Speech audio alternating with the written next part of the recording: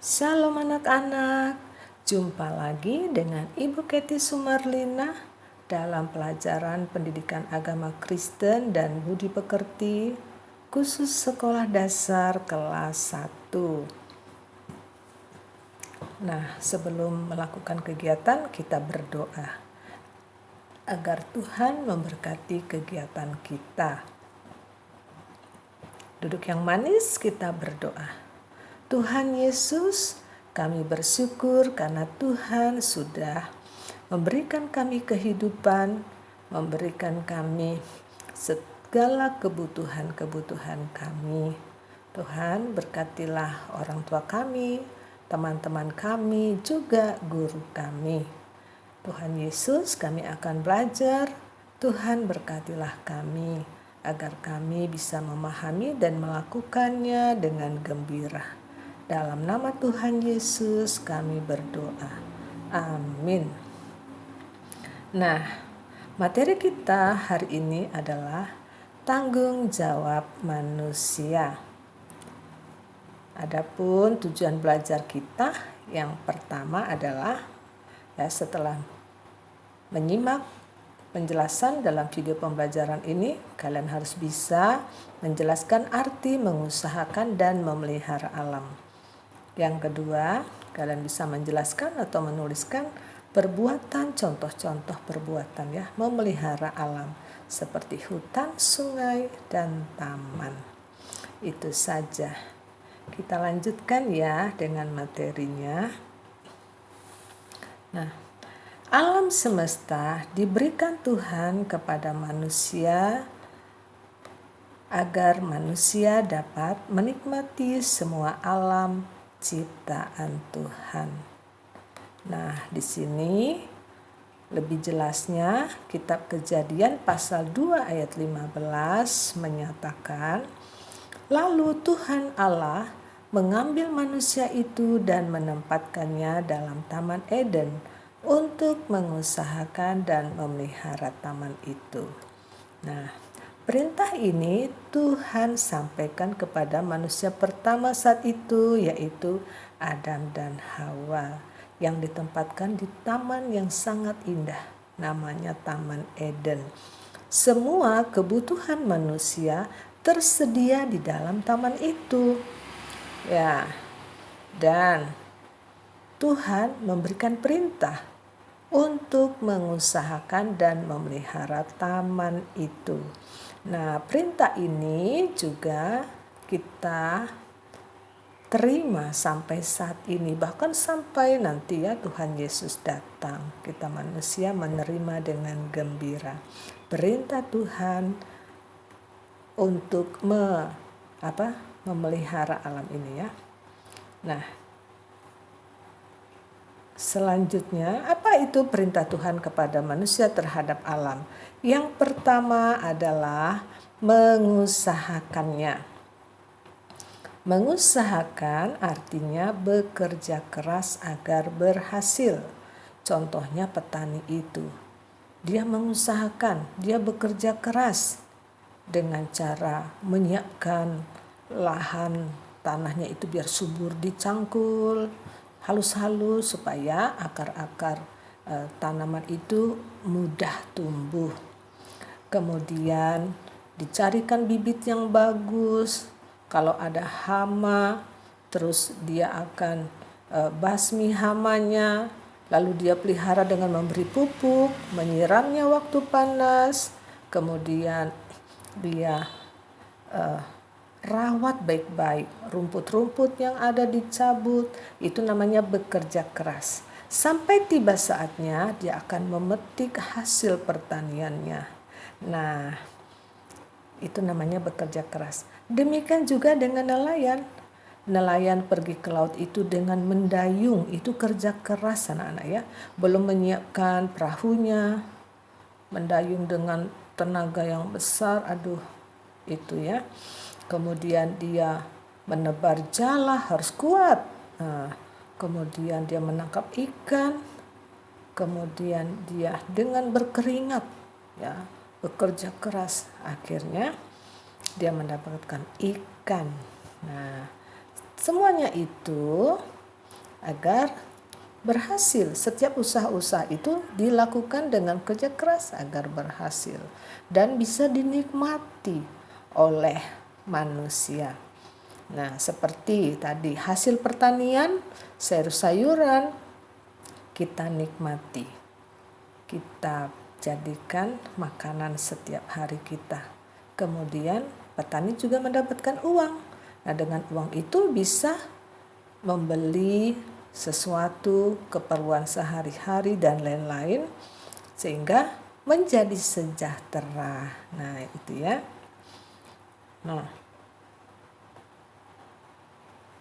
2 Korintus pasal 3 ayat 10 menjelaskan, jika seorang tidak mau bekerja, janganlah ia makan. Nah, perintah Tuhan tadi yaitu mengusahakan atau bekerja keras itu berarti Tuhan menjadikan manusia itu kawan sekerjanya Tuhan. Ya. Tuhan tidak senang ada orang yang malas. Tuhan senang kita semuanya bekerja keras sehingga tubuh-tubuh kita ini menjadi kuat. Tubuh kita menjadi sehat dengan bekerja keras ya. Bergerak tubuh kita menjadi sehat dan juga menghasilkan kesejahteraan bagi kita. Nah, dampak orang yang mau bekerja keras. Orang yang mau bekerja keras akan mendapatkan hasil. Nah, hasil ini bisa digunakan untuk memuliakan Tuhan dan mensejahterakan keluarga serta masyarakat. Contohnya, ada Kain dan Habel. Kain dan Habel ini adalah adik-beradik ya, kakak beradik. Ayahnya itu Adam dan Hawa. Nah, Kain bekerja sebagai petani dan Habil bekerja sebagai nelayan. Nah, mereka bekerja keras sampai berkeringat ya, mengolah tanah pertaniannya, kemudian memelihara ternak, memberi makan, cari makan untuk ternak, dan akhirnya mereka berhasil mendapatkan hasil. Dan setelah mendapatkan hasil, mereka tahu bahwa yang mereka lakukan itu adalah karena berkat Tuhan. Sehingga mereka mengembalikannya kepada Tuhan. Dia menggunakan hasil pekerjaannya itu atau hasil yang diperolehnya itu untuk memuliakan Tuhan, mempersembahkannya kepada Tuhan. Kalau sekarang kita persembahkan hasil pekerjaan kita itu ke gereja. Ya, itu namanya untuk memuliakan Tuhan, mempersembahkan persembahan kita kepada Tuhan, dan juga bisa juga kepada sesama tetangga-tetangga yang membutuhkan. Nah, jadi semuanya sejahtera kan, semuanya bisa menikmati alam semesta ini. Yang kedua, perintah Tuhan kepada manusia terhadap alam adalah yang tadi pertama mengusahakan, yang kedua memelihara. Memelihara artinya merawat agar tidak terjadi kerusakan. Nah, seperti di dalam kitab Amsal pasal 6 ayat 6 katakan, hai pemalas, pergilah kepada semut, perhatikan lakunya dan jadilah bijak. Nah, jadi Tuhan ingin kita itu bekerja ya, bekerja. Merawat adalah juga bagian daripada bekerja. Nah, kalau tadi bekerja keras itu untuk mengusahakan agar hidup sejahtera, maka merawat atau memelihara agar tidak terjadi kerusakan.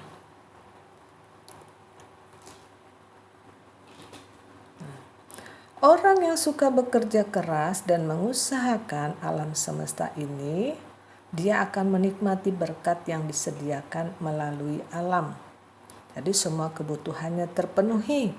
Berbeda dengan orang yang tidak mau mengusahakan dan tidak mau merawat atau memelihara alam ciptaan Tuhan ini. Mereka tidak bisa menikmati alam ini. Karena mereka pemalas ya. Mereka menjadi miskin, kebutuhannya tidak terpenuhi, kebutuhan makannya juga, mau makan apa dia tidak mau bekerja keras kan, mau berpakaian apa mereka tidak mengusahakannya, ya jadinya tidak terpenuhi kebutuhannya. Nah, jadi kita harus merawat alam, mengusahakan dan merawat alam.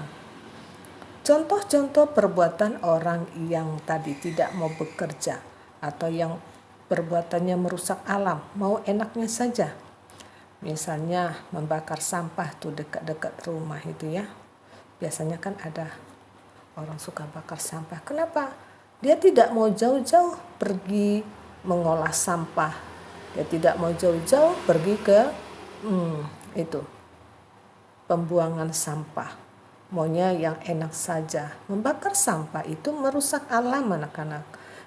Asapnya itu membuat polusi udara menjadi kotor, ya. Kemudian menebang pohon secara liar. Nah, ini dia tidak merawat, dia merusak. Lawan kata dari merawat adalah merusak.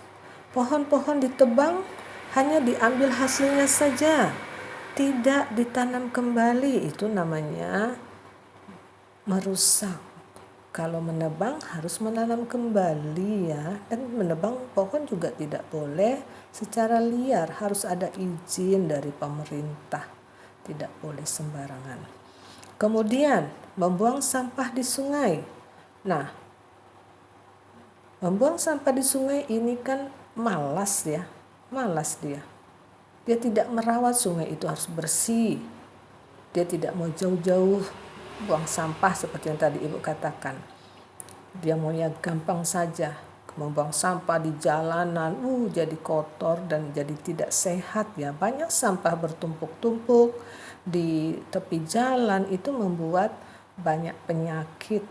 Dan kalau membuang sampah di sungai, itu sungainya tercemar. Jadi sungainya tidak bersih lagi, sungainya berbau, kotor, dan menimbulkan menjadi tempat sarang penyakit. Nah, kebalikannya, perbuatan orang yang mengusahakan dan memelihara alam atau mempertahankan alam itu dia melakukan penghijauan. Ya, dia tanam pohon dan tidak memetik bunga di taman. Jadi bunga-bunga yang ada di taman itu kan indah. Kita tidak boleh petik-petik bunga itu sembarangan. Ya, biarkan saja dia tumbuh di sana, kita lihat saja ya, kita nikmati keindahannya saja. Kemudian melestarikan hewan-hewan di hutan itu tidak boleh diburu secara liar ya. Kalaupun mau berburu ada izin dari pemerintah. Kemudian membersihkan sungai. Ya, sungai harus dijaga supaya tetap mengalir airnya dan tetap bersih. Warnanya jernih, itu sungai yang sehat. Nah, kalau di rumah kalian bisa menanam pohon, menanam bunga, kalian bisa menyiram bunga yang ditanam olehmu tadi, ya itu perbuatan juga mengusahakan dan memelihara alam. Artinya pohon-pohon yang sudah diciptakan Tuhan itu jangan sampai rusak ya. Sungai yang sudah diciptakan Tuhan jangan sampai kita rusak. Pohon-pohon yang berjenis-jenis juga jangan sampai rusak atau sampai punah. Atau binatang-binatang jangan sampai habis, jangan sampai punah ya. Harus kita usahakan dan kita pelihara. Kesimpulannya, ya kalian bisa membuat kesimpulan juga anak-anak ya. Kesimpulannya, Tuhan memberi tugas kepada manusia untuk mengusahakan dan memelihara alam agar manusia dapat menikmati alam semesta dan hidup sejahtera. Demikian pembelajaran kita. Ingat anak-anak ya, kalau kalian menguji keberhasilan atau pemahaman kalian tentang tanggung jawab manusia terhadap alam, kalian menjawab pertanyaan yang ada ini. Oke anak-anak, demikian pelajaran kita hari ini. Kerjakan tugas belajarnya, selamat belajar, Tuhan Yesus memberkati. Tetap semangat, tetap gembira, tetap berdoa, tetap membaca Alkitab dan melakukannya. Jika kalian suka dengan video pembelajarannya, kalian bisa subscribe ya, karena Ibu senang usaha Ibu dihargai oleh kalian, oleh orang tua kalian ya. Sampai jumpa di lain waktu. Tuhan Yesus memberkati.